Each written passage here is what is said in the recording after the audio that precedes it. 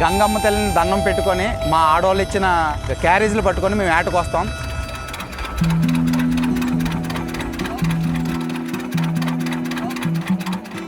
నా పేరు తిరంశెట్టి జోగిరాజు, మాది ఉప్పాడ. నేను చిన్నప్పటి నుంచి వేట చేస్తున్నాను. వేట నాకు ఎక్కువ ఎక్స్పీరియన్సు. రైలు వేటకి, చేపల వేటకి, అన్ని రకాల వేటలకి నేను వెళ్ళగలను. రాత్రులు కూడా వెళ్ళగలను, పగలు కూడా వెళ్ళగలను. ఈ బోటు ముందు మా డాడీ గారు వాళ్ళు వేటాడేవారు. వాళ్ళు ముసలాళ్ళు అయిపోయిన తర్వాత మాకు అప్పచెప్పడం జరిగింది. మేము కూడా దీన్ని చిన్న చిన్న రిపేర్లు ఉంటే చేయించుకొని మరలా దీన్నే వేట చేయడం, మాకు అనుకూలంగా ఉన్నట్టు మార్చుకొని దీన్ని వేట చేయడం జరుగుతుంది. విజయవాడ నుంచి వలలు తెచ్చుకొని మా స్వహస్తాలతో మేమే వలలు తయారు చేసుకొని మేము వేటకి వెళ్తాం. వేటకి వెళ్ళిన తర్వాత పడిన చేపలు తెచ్చుకొని ఇతర రాష్ట్రాలకి తర్వాత పక్కనే అమ్ముకోవడం జరుగుతుంది. మా వాళ్ళు ముందు వేటలకు వెళ్ళే వాళ్ళు ఫస్ట్ వేటలకు వెళ్ళినా అంతంత కష్టపడినా డబ్బులు వచ్చి కాదు. ఎక్కువ చేపలు సముద్రంలోకి వెళ్ళి తేవడం మాకు జీవన పట్టణం గడిచేదిగా సరిగా. పిల్లల్ని చదివించుకునే కట్టినా చాలా కష్టంగా ఉండేది. చదివించుకున్నంత కట్టినా అంతంత మాత్రమే 4-5 చదివి మానేసేవారు, డబ్బులు లేక పీజీలు కట్టలేక కట్టినా. ఇప్పుడైతే పర్వాలేదు, నెందు వచ్చిన తర్వాత కొద్ది గొప్ప మాకు ఆ లాభాల రాళ్ళలోని పిల్లల్ని చదివించుకోవడం, మా జీవన పట్టణం గడడం ఇప్పుడు అవకాశాలు బాగున్నాయి కొద్దిగానా.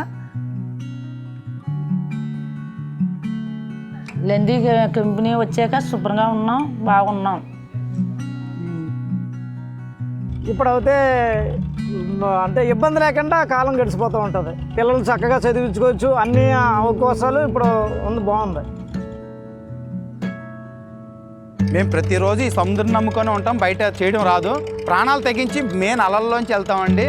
మాకు అదృష్టం ఉంటే చేపలు పట్టుకుంటాం, తెచ్చి అమ్ముకుంటాం, లేకపోతే ఖాళీగా వెళ్ళిపోతాం. దానికి కూడా ఆ రోజు ఒక 5,000 నుంచి 6,000 వరకు మాకు ఆయిల్ కూడా అప్ అవుతూ ఉంటుంది. ఏ రోజు ఎలాగ ఉంటుంది అన్నది మనం గ్యారెంటీగా చెప్పవలసిన ఆదాయం అంటే దీని మీద ఏమీ లేదు. అదృష్టాన్ని దృష్టిలో పెట్టుకుని ఆ ఏరియాలో మత్స్య సంపద ఎక్కువగా ఉంటే వాళ్ళు మంచి ఆదాయంతో మంచి లాభాలతో బయటికి రావడం జరుగుతుంది.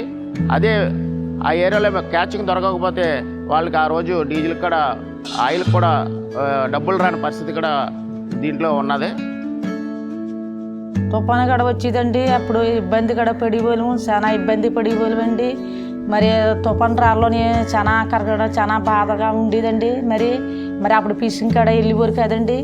మరి అప్పటికైతే మరి బాగున్నాం, దేవుడి కోపం పెట్టి. మరి లెండి పేడు వచ్చిన తర్వాత చేపలు పిరింగా వెళ్ళల్లోను, ఇప్పుడు ఫిషింగ్ పిరింగా ఉండల్లోను ఇప్పుడు బాగున్నామండి. ఇప్పుడు మా ఆటగారు తెప్పించి మాకేం తెలదండి. ఇప్పుడు మొత్తానికి గంగమ్మ తల్లి కిందే మేము బతికినామండి. మెరకపోయినంటే మాకేం తెలదు.